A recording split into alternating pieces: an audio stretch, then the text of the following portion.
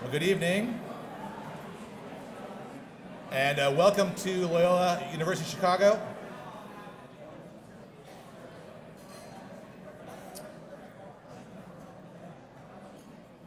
Good to see you all out here tonight.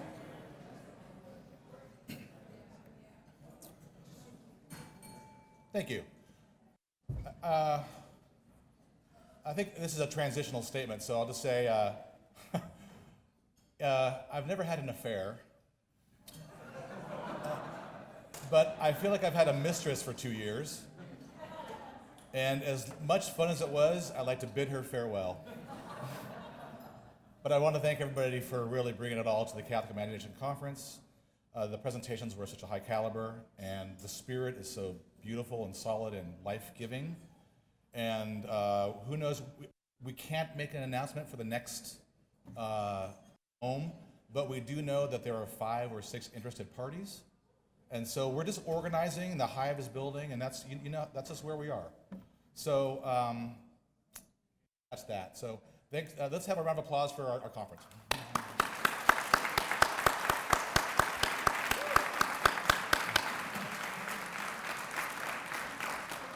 And so Angela Alimo O'Donnell, who is beloved to us all in this room, I would think. No? Yeah, Angela.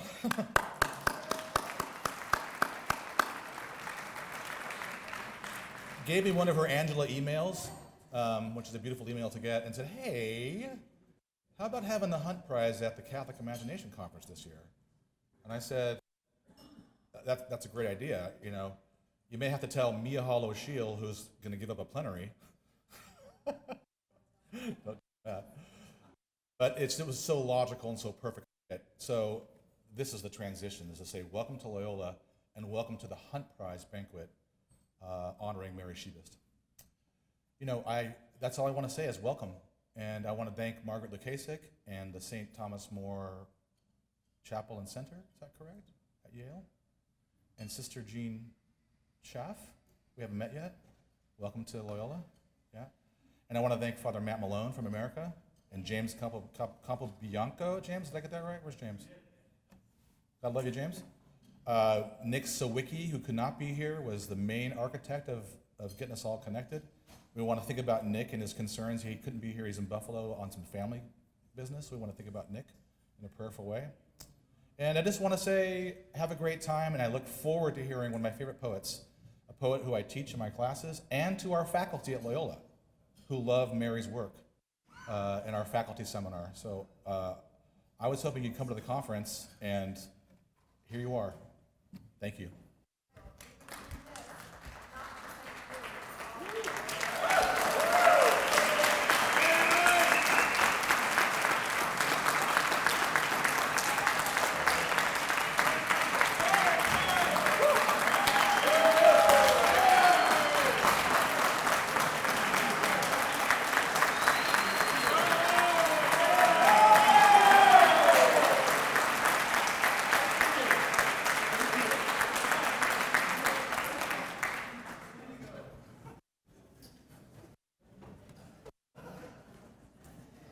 It's wonderful to be here tonight, and so let us begin in prayer.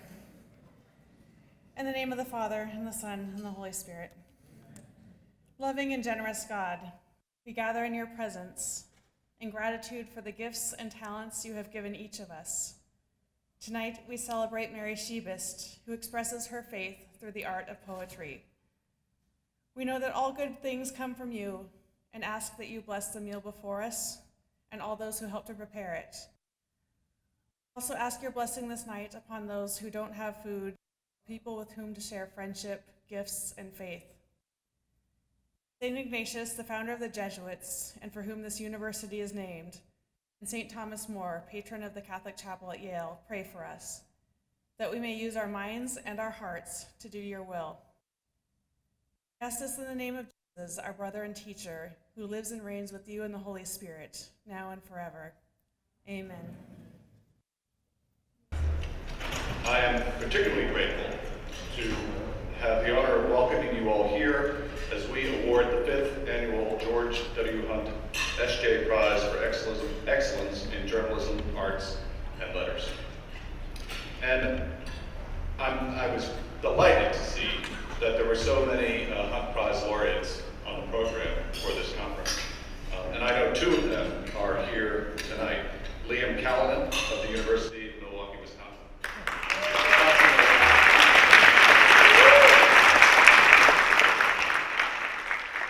And Philip Metris of John Carroll University.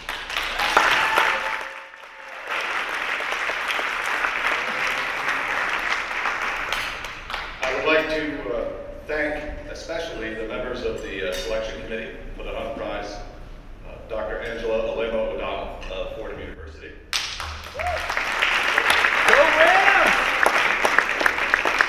Dr. Maura Ryan of the University of Notre Dame.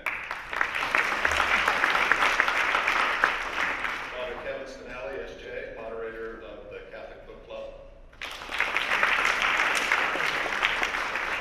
And Dr. Kathy Caveney of Boston College, who could not be with us tonight, but is such an important part of the I would also like to thank Sister Jen, the Associate Chaplain at St. Thomas More at Yale University, and Father Ryan, their new chaplain. And I would be remiss if I did not mention how much we owe to the late Father Bob Malloy, who was the chaplain at the St. Thomas More Chapel and Center at Yale University, and who really believed in this prize, and whose enthusiasm and energy and devotion did so much to bring it about. So we remember him.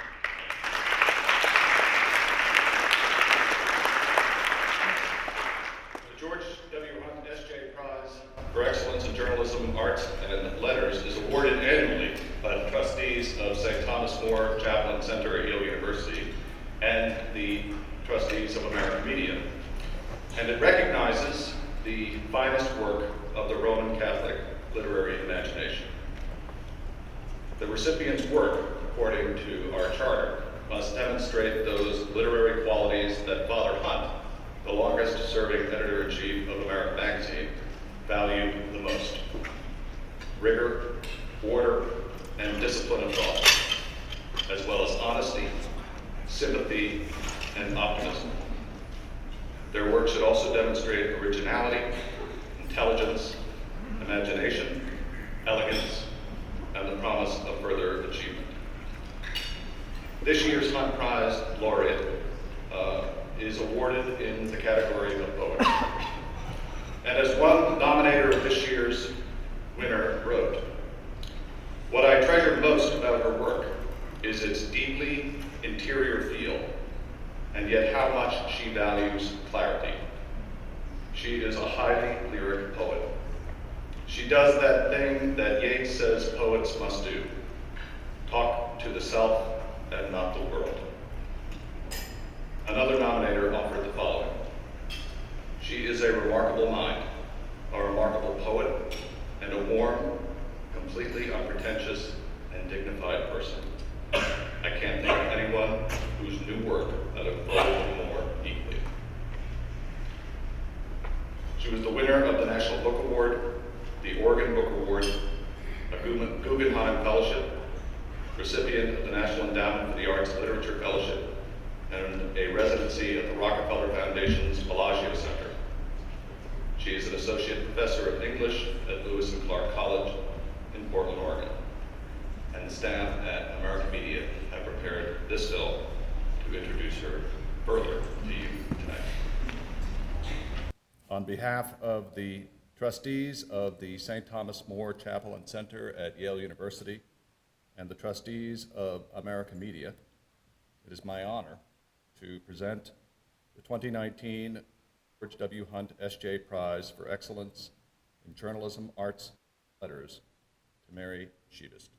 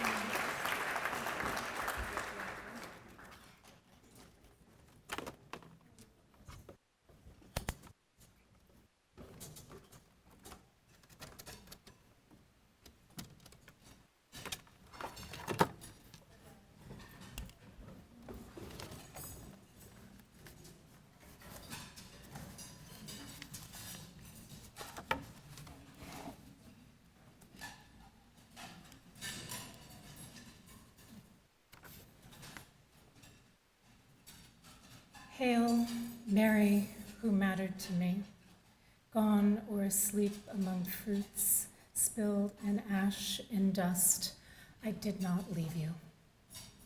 Even now, I can't keep from composing you, limbs and blue cloak and soft hands.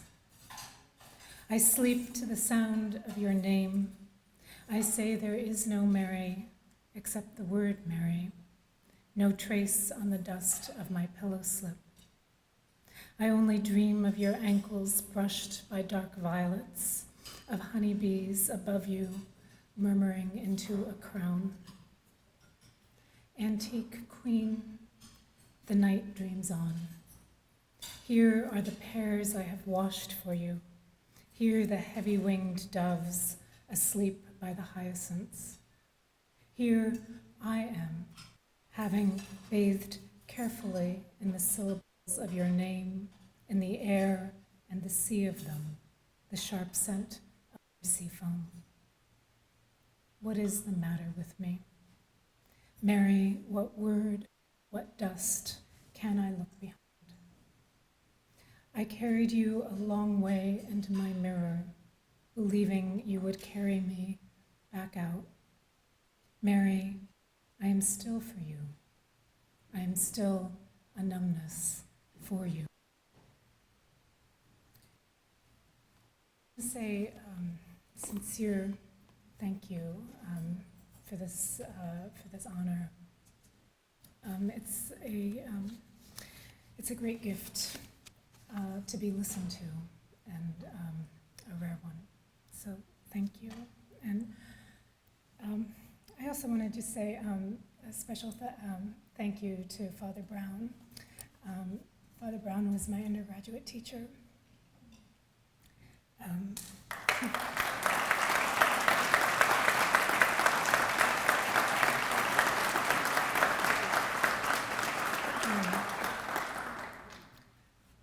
I grew up with a deep sense of goodness being aligned with silence, and I don't know that I would have dared to write if without your encouragement.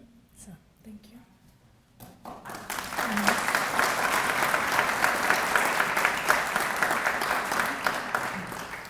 This is Entering the Beautiful Multitudes, a meditation in 7 acts. A few years ago, a friend of mine visited a castle in Spain, the most beautiful place she'd ever seen. Salvador Dali, she told me, spent decades and most of his fortune on its restoration and renovation, decorating it lavishly for his wife Gala, making everything according to her tastes. And for her 50th birthday, he gave her the key and said, "As part of my gift to you, I'll only come when you invite me." And she never invited him. She hosted other people there as Dali remained year after year nearby, ever hopeful. When she died in her castle, her devoted Dali sat her body up in his car to drive her around the castle grounds she loved one last time. He lived out his remaining days at Gala's castle in order to be near where she was buried, but he only inhabited the lower level servant rooms, never venturing beyond them, because she had never invited him. Was this love? You want to call this love? Single-mindedness, reverence, something else? 2. There were many things that frightened and enlivened imagination as a Catholic child, but the Bible wasn't one of them. My parents discouraged me from reading it directly, and I preferred my book on the dramatic lives of the saints, whose stories I found thrilling despite their formulaic similarities. But when I wandered into the Bible's wilderness for myself, its strangeness and the audacity of its variety awed me. I was thrilled by its continual juxtaposition of very different versions of stories, its bravado in placing different accounts side by side without any attempt to reconcile them. I could picture the first creation story, the distant God creating the world in an orderly sequence during which he creates man and woman simultaneously. And I could picture the second creation story with its God with a different name, a God who actually walks into the earth's gardens and breathes man into being from the clay. But I appreciated how they resisted my desire to picture them as continuous, as filmable narrative. It took me a while to understand this collage method that happens over and over in the Bible, to see how different narratives coexist without bowing to or being subsumed by each other. It poses a challenge to what I can so easily fall into, my desire to tether myself to a single version and to a singular understanding of that version. I love the possibility that the Bible may have been assembled as a grand peacemaking gesture, an attempt to bring together communities at war by assembling a single book inclusive of all different versions of their stories, not through blending, but through addition, by splicing them together. And I love the way these contrasting versions spark against each other and invite the imagination into motion between and beyond them. The Bible works as more than a collection of stories. It works as poetry. The moment that set my last collection of poems into motion was an experience of multiples. The Uffizi Art Gallery in Florence, in the gallery, hanging just a few meters from one another, were Annunciation paintings by Simone Martini, Sandro Botticelli, and Leonardo da Vinci. I find it hard to attempt to say anything about these paintings now. I needed a whole book, and I had to write it in poetry. What I want to emphasize now is that my experience of these different versions, these different visions, did not include a sense of argument between them. In their presence, I felt thrown into and among and beyond their visions, into deep meditation, one I could not have found my way to without them. It was in the presence of these multiples that I perceived the great mystery of the scene. I saw more sharply the charged space between angel and girl by seeing the different shapes of their distance in those paintings. In Martini, the radiant gold of the monochromatic background is broken into countless pieces by the many stems of the olive branch and the bouquet of lilies that are held between them. The angel leans toward Mary. She leans away, their eyes fiercely locked. In Da Vinci, between them is an enormous book propped on a pedestal on which Mary's hand is resting. They seem a long way from one another, a quiet expanse of meadow between them, springtime flowers growing as the distant snow-capped mountains fade into the sky. In Botticelli, their hands reach toward each other in a way that almost echoes Michelangelo's Sistine Chapel fresco of the creation. But it is Mary who reaches down to the angel. And there is the distance between their hands of, say, an infant's body. Behind them, a window is open to an expanse of landscape suggesting city and garden and sea, inscrutable worlds beyond. In no version has the angel yet crossed the space between them, if it is to be fully crossed at all.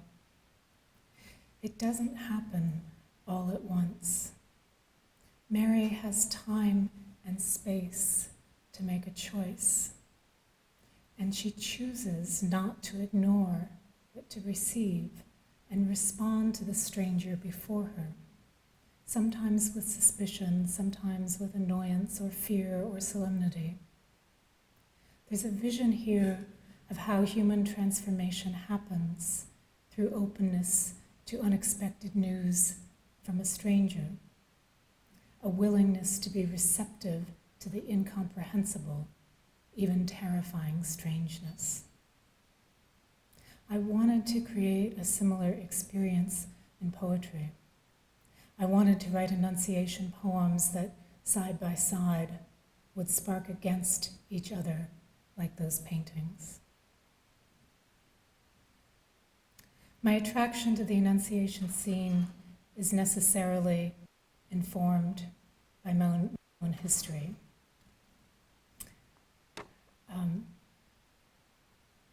Which you just saw. Annunciation scene often looks to me on first glance before my interpretive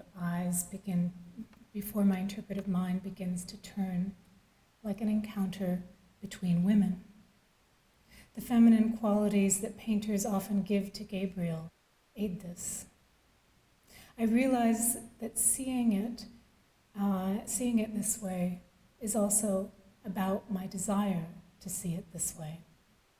It is about my own hunger for stories that include women talking to each other. There are few such scenes in the Bible. I can point to 3. There is the story between Ruth and Naomi from the book of Ruth, women who briefly ask each other who will roll away the stone from Christ's tomb in the Gospel of Mark, and the beautiful visitation scene between Mary and Elizabeth. It is notable, I believe, that only in that intimate space of being with another woman does Mary speak her great prayer, her Magnificat, that begins, "My soul magnifies the Lord." To magnify is to make larger, to expand, to amplify. Mary's soul magnifies the Lord. The first thing God says to his creatures in Genesis is, "Be fruitful and multiply." Mary doesn't do this just pregnancy. It is striking to me, among the proliferation of multiple versions of stories, how singular and isolated the scenes of women are in the Bible. The whole story of Jesus is told 4 different ways in the Gospels. The Annunciation and the Visitation are briefly told just once in one version in the Gospel of Luke. And so I find within myself desire to magnify these scenes, to multiply them, to find more possibilities in them. This morning, on the panel on Polish poetry, I watched an amazing video of young Polish women performing a traditional ritual of shaking the image of Mary. I thought, me too. I want to do that too. I like this recent tweet from Pope Francis. Try to keep quiet a moment and let God love you. I like it even better, my friend Gabriella's version. Shut up and let God love you. 4. Growing up with the name Mary was not, for me, an experience charged with possibility. I did not feel like Mary so much as I did a failure of Mary. Mary floated in my imagination as a singularity. Of course, there is more than one Mary in the Bible. There is Mary, sister of Martha, and Mary Magdalene, who I understood to be, reformed or not, the whore to the real Mary's perpetual virginity. My imagination, not made through my own reading of the Gospels, was dominated by this Virgin Mary, the Mary. I felt like a tragic pulling off. Sometimes I wonder if a large part of religious experience comes down to the experience of which rituals, rhythms, languages, stories haunt and churn within us, and how we let our understanding of them shape us. What difference would it have made to me to see Magdalene celebrated? I wonder what difference it would have made to me if the full range of Marys had been present to my dream life, my daydreaming life. In wishing this, maybe I am trying to remake this tradition in my own image. But who doesn't do that? And who does, and who doesn't get to? We all need a space for self-confrontation. I turn to poetry for that space. Poetry is the space available to all of us. It is where I talk to myself about the virgin-whore dualism that lives in me. It is where I talk to the voices in me that say I am nothing if I am not virgin or mother. 5. Corinthians 11:10 says that women ought to cover their heads because of the angels. One explanation I've heard for this mysterious passage is that it's a remnant from older pre-Christian traditions that featured gods and angels preying sexually on women. The veil is a way of hiding from predators looking down from above. I don't suggest that anyone who wears a veil has any of this in mind. I still wonder, are women in churches feeling particularly vulnerable right now?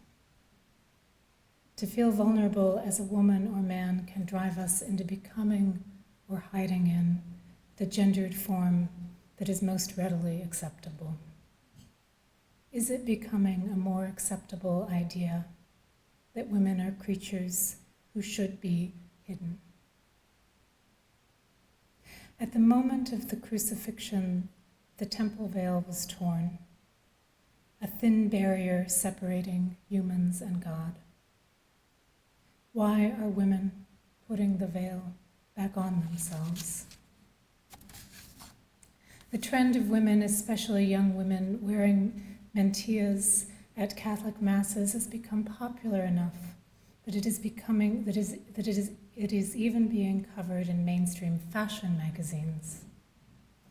I've heard and read women describe these chapel veils as public proclamation of their submission, as experiences of authentic femininity, and as a way to be like Mary. My concern isn't whether anyone should or should not wear the veil. It should be a choice we are free to make for our own reasons. But I find it curious as to why the veil would be singled out as a way to imitate Mary. Do the Gospels call any more attention to Mary's veil than, say, to Salome's? How does the act of covering oneself speak particularly to Mary's example? I continue to be bewildered by issues related to gender dynamics.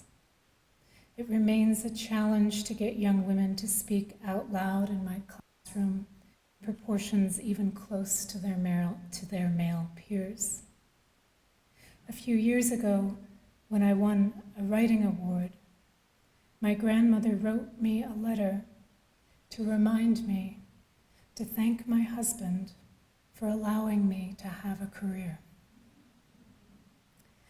Last week, I talked to a magistrate who told me that today, in 2019, in a well-educated part of America, a staggering proportion of his daily job consists of listening to men who, after beating a woman so badly they find themselves in the chair before him, claim they are the real victims because they were deliberately provoked. Women usually provoke them, these men testify, by speaking. speaking, for example, of getting a job. I worry about aligning femininity with images of any kind of submission or silence. I wish I could talk to my mother about these things. I'm not sure she believed that being a good woman meant having a voice. But she had such reverence for life and children that I think she would be worried about how a quarter of the world's children today are physically and mentally stunted through malnutrition, worried about the incarcerated children at our borders, worried about the future world of the young woman walking through Loyola's campus yesterday wearing a sign, "You'll die of old age, I'll die of climate change." As my continual teacher, Mother Brown, said yesterday, your silence can destroy others. Your sound can save them. I try to remind myself, sometimes it's good to be afraid. It gives you a chance to be brave. I still don't know what to make of the climactic scene of the popular series Fleabag, when the protagonist, in a literal confessional, is asked to confess something true about herself to a beloved. We are prepared for intimate disclosure. What we get is her confession that what she wants is to be relieved of the freedom of choice. She just wants to be told what to do. Is this an intimate disclosure? It seems to me almost the opposite of a personal admission.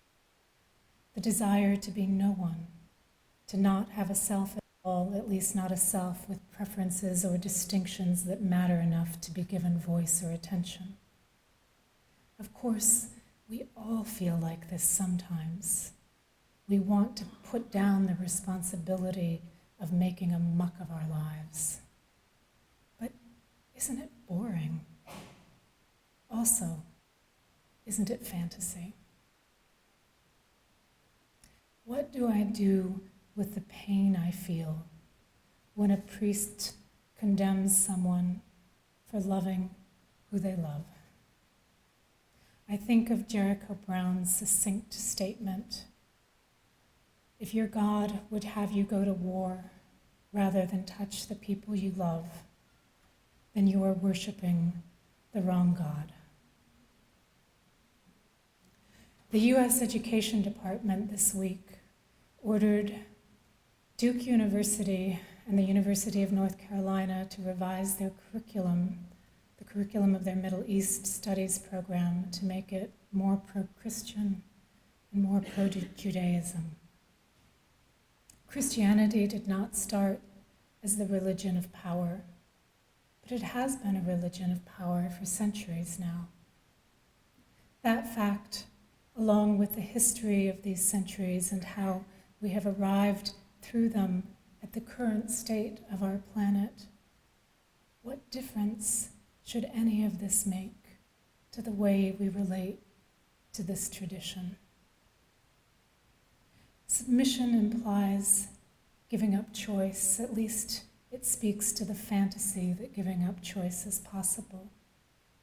But we celebrate Mary for making a choice, for saying yes to being a co-creator with God. Don't we more specifically imitate Mary when we experience ourselves as co-creators of life in its many forms, biological, artistic, communal, and otherwise? When we experience ourselves as co-creators of meaning, when we experience ourselves as co-creators of the meaning of our lives. I, for one, have never made anything alone, never written a single poem alone, Ada Limon reminds us. We write with all the good ghosts in our corners. Most devotional poetry makes me feel physically nauseated within a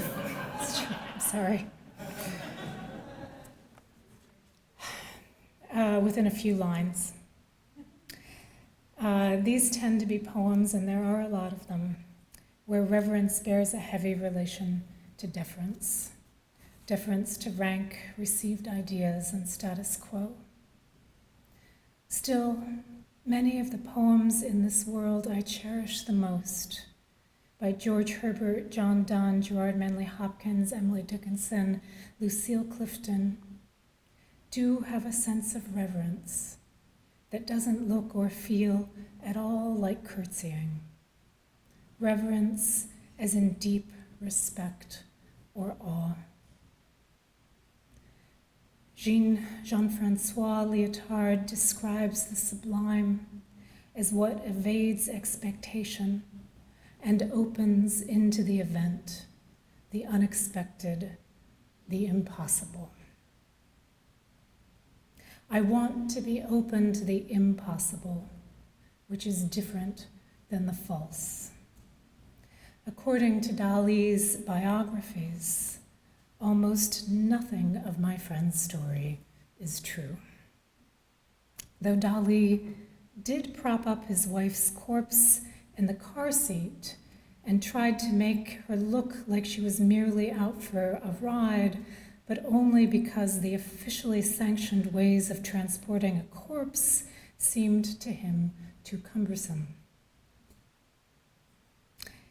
This does not seem to me a great image of reverence. But neither does the first version, where Gala is reduced to an object of reverence.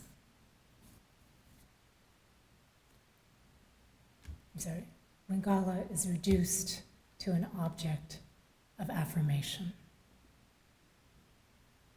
To listen with reverence, says D.H. Lawrence in Women with Love. To love a stranger as oneself, says Simone Weil, implies the reverse, to love oneself as a stranger. Mahmoud Darwish's poem Mural understands this. It opens in a hospital room with a nurse reminding the speaker of his name. In Fadi Judah's translation, the poem begins, "This is your name," a woman said, and disappeared into the spiraling corridor. We are then ushered into the spiraling world of the poem's meditations, filled with repetitions, but the phrase that is finally repeated at the end is new when it arrives, as part of his interrogation of himself, or rather, of an unknown and perhaps unknowable self. I will end with Judah's translation of Darwish's end. This name belongs to me and my friends, wherever they are, and my temporary body, absent or present, is mine. 2 meters of this dirt will suffice, 175 centimeters are mine, and the rest belongs to the flowers with chaotic colors that drink me slowly. And what is mine, my yesterday, and what will be mine, my distant tomorrow, and the return of the fugitive soul, as if nothing had happened, as if nothing were, a scratch wound on the arm of the frivolous present. And history mocks its victims and its heroes. It glances at them, then passes, and this sea is mine. This humid air is mine, and my name, even if I misspell it on the coffin, is mine. But I, now that I have become filled with all the reasons for departure, I am not mine. I am not mine. I am not mine. Thanks.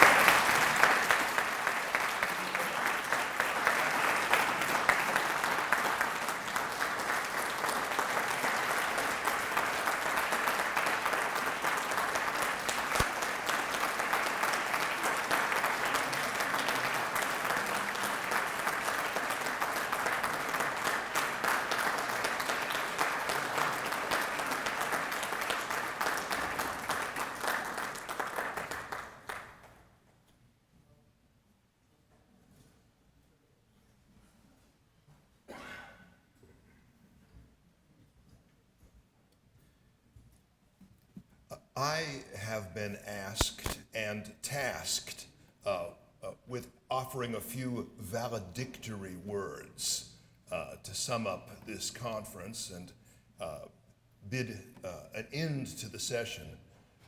Much has been said for the past 3 days, more than enough words for 1 week, so I will strive for a haiku-like brevity. First, I would like to congratulate Mary Szybist again on winning the Hunt Prize.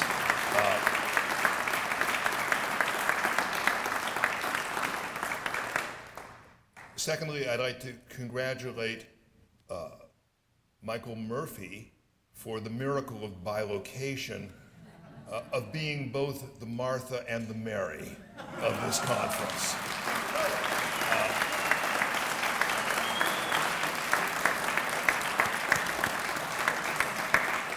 It was an impressive feat worthy of the saints. But finally, I'd like to remember how St. Augustine observed that we live in the city of man, this physical human world around us that's ruled by wealth and power of people pursuing worldly things, and also of his speculation that always and everywhere there exists a second invisible city, the city of God, of people who are trying to live in harmony, in concordance with God.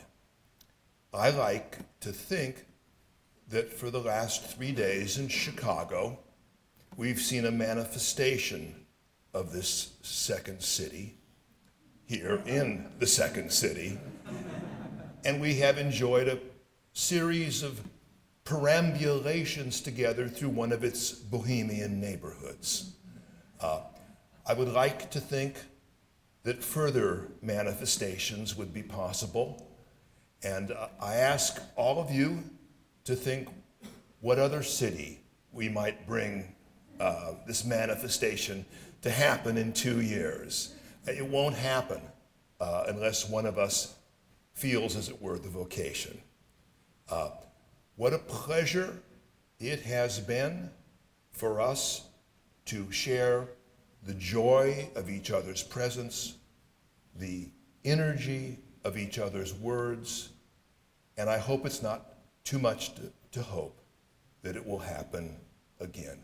God bless you all.